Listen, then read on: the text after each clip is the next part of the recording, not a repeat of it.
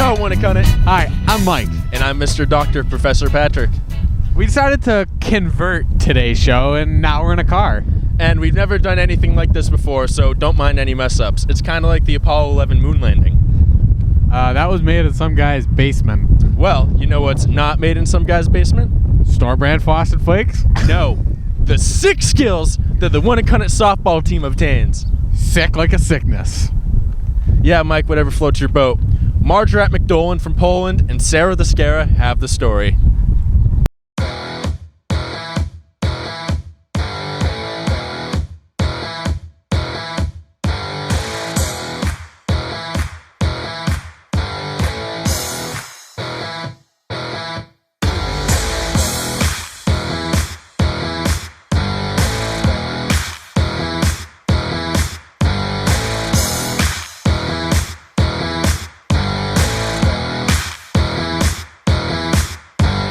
For a lot of high school athletes, it is their goal to continue their sports careers into college. This year, seniors Kristen McKenzie, Casey Majori, Bailey Falkingham, and Chanel Welch are going to play softball in college. I've been playing softball for 9 years. I started playing t-ball, and then at the age of 7 I started playing softball. I started with t-ball and switched to softball when I was 7 or 8. Well, I started playing t-ball, and then I played baseball, and in 12U I started playing softball. I'm going to Endicott College, and I'll be majoring in international business. I got recruited by, first I sent the coach an email, and then we talked back and forth in email for a while, and he came and watched me play, and then invited me up to the school. We kind of just had like a mutual for each other, and it all worked out. I'm going to New England College and my major is education. The colleges visit, you have to email them and they'll come watch you play. That's basically how you get recruited. I'm attending Tufts University. I'll be majoring in chemical engineering. Just staying in contact with them and going to their camps and clinics is really important. And then once I got in contact with Tufts, I toured the campus and I met with the coach and everything went really well. I'm going to be attending Southern Maine Community College, majoring in radiology. I sent a letter to the coach of Southern Maine, and that's how I got recruited. I think Chanel and Kristen will do great in college softball. They're both very talented players. They have a lot of motivation to get themselves going in a game. They always have a positive attitude. I think Casey would be a good player in college because she puts in the effort now to help us succeed, and she pushes us to be better players, and she always puts other people before her. I'm very excited for them to be playing in college. I think it's going to be a new level, and it's going to be great for them to see what it's like. I think Bailey will do outstanding at Endicott with softball. She's a good player. She's a team player. She wants what's best for the team. She's a good captain. I think she'll stand out for sure as a freshman. I'm beyond excited for Bailey because I know this has been her dream since she was little, and I can't wait to go watch her play. I'm excited because I think that playing at a community college, it will be a lot more fun and less competitive. I'm really excited just to see the difference and to see how competitive it is, and the change from high school to college will be interesting. I'm kind of nervous because it's a whole new team that I haven't played with before. Different environment and faster, upbeat than high school and travel. Good luck to all 4 of you. This is Maggie and Sarah for WHTV. That story was fresh? Start. Fresh? Start. Fresh start! Fresh Start is a program that Winnacunnet runs during the summer in order to welcome our incoming freshmen to our lovely school. The school is looking for incoming juniors and seniors to volunteer with the program. If you enjoyed your Fresh Start experience and would like to help welcome the class of 2020, please pick up an application in the guidance office or contact Mrs. Waterhouse. Hey Sarah, can you turn up the song? This is my jam. Music. Sweet, sweet music. I remember when they first made music. I always hated it! Okay. What? What are they making? Music? What? Music! They are making music! Who is? I don't know. Ask Jess and Adel. They have the meatballs. Story. Yeah, they've got the story. And it's pretty hot, too. Music is defined as vocal or instrumental sounds, or both, combined in such a way as to produce beauty of form, harmony, and expression of emotion. In the Winnicott community, we have several talented musicians, both adults and students. We wanted to know what kinds of ways people have gotten involved with music and how it's affected their lives. Music came into my life when my dad bought me my first guitar when I was 8 or 9, I think. And then he taught me some of the basics, and I just kind of rolled with it from there. I started singing when I was really little. Like, it was mostly just like screaming, it wasn't really singing. I don't really know when it started becoming like pleasant to listen to, but I started playing guitar during the ice storm of 2008 because I had a guitar that I'd had for like ever that my dad bought me, and I'd never even touched it. Well, I started playing music as a kid. My mom made me take piano lessons, and I did for a few years, but wasn't really into it, and I convinced her to let me stop, and now it's one of my biggest regrets. I played the guitar for a long time, through college, fiddled with it, played with fellow teachers at a school that I taught at. Musicians draw influence from many things, including nature, their emotions, or inspirations they get from a certain person. Along with these inspirations, listening to other genres of music and different musical artists is crucial to a musician's development. I listen to a lot of different kinds of music, but I'm influenced a lot by like fingerstyle guitarists, Ben Howard, Christian Mattson.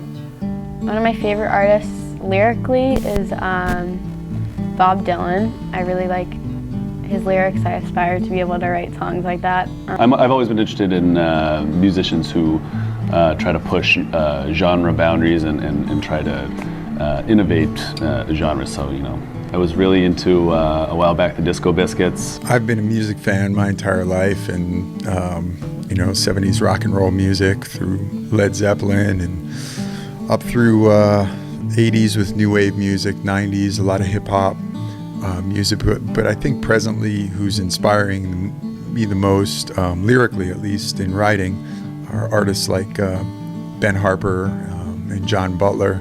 For most musicians, music has always been a part of their lives. We wondered what the adult musicians had taken away from having music as a part of them, and where our student musicians see themselves going in the future with music. I think music is a respectable career, but it's not something I can see myself doing just because, I don't know, having like the pressure of creating music on like a timeline, and it's just a lot to do, like organizing.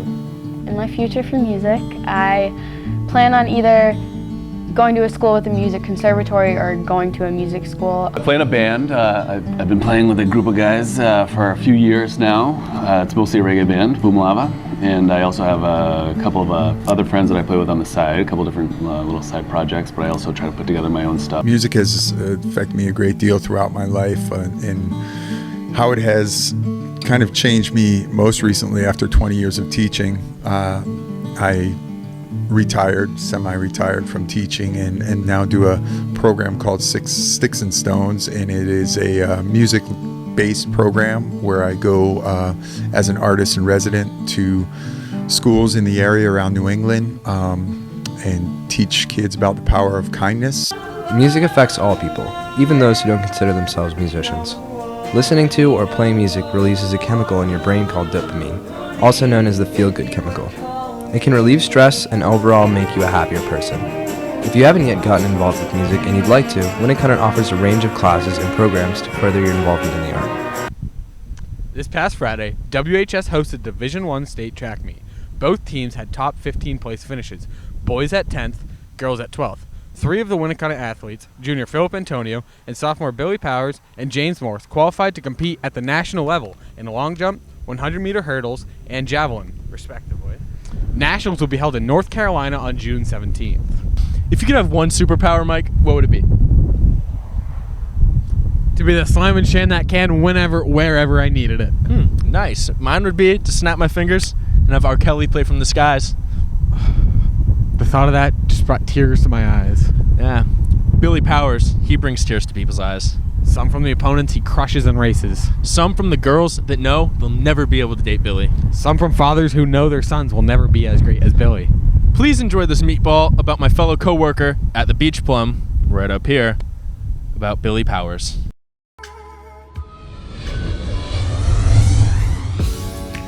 Here, at Winnicott High School, lives a young student athlete who has mastered the art of hurdles. He is known by many as the hurdle god. This athlete is not like any other you've heard of. Resting at the top of the 110-meter hurdles leaderboard in the state of New Hampshire, Billy Powers holds a time at least 1 whole second faster than the number 2. During indoor track, he was ranked as the number 8 sophomore 55-meter hurdler in the entire country, and he is currently bringing his skills to outdoor track.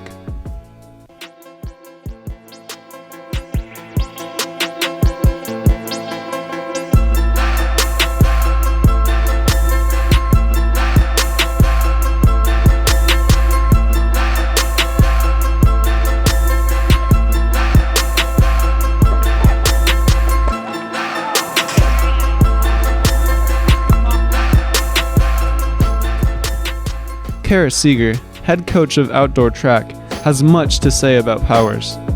Billy Powers contributes to the team in sort of every way possible. He runs all 4 events, every meet. He scores, usually in all 4 of those events. Well, usually wins, but also scores pretty high in something like long jump or high jump. And he's just an all-around great teammate. I love having him on the team because he's just really a nice kid, and like I said, goes the extra mile for his team and will do whatever's asked of him, but I don't actually get to coach him in his specific events. 110-meter hurdles are not Billy's only skill. He has also qualified provisionally for the 300-meter hurdles, high jump, long jump, and the 4x100 meter. All these skills do not come for free. Powers has to train hard to get his results. Here are some training tips from Powers. I pretty much get my results from a lot of high-intensity, fast-paced training.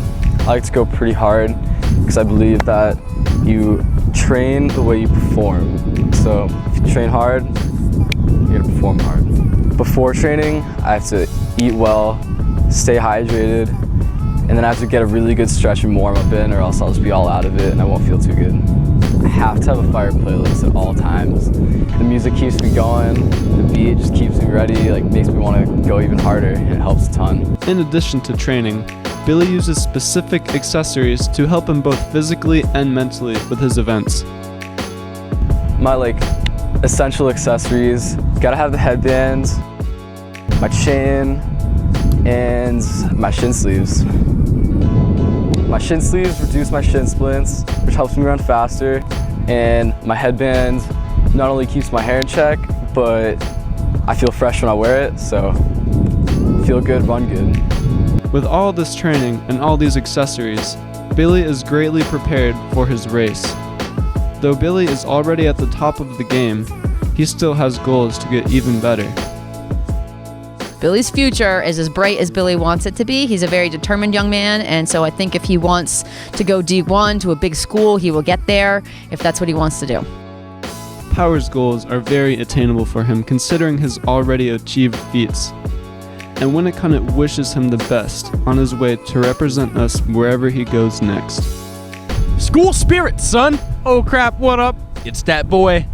Sadly, Winnacunnet, the special convertible edition has come to an end. Have a splendid Friday and a safe weekend. And remember, currency has an underbite. And Ted Cruz is a Zodiac killer. It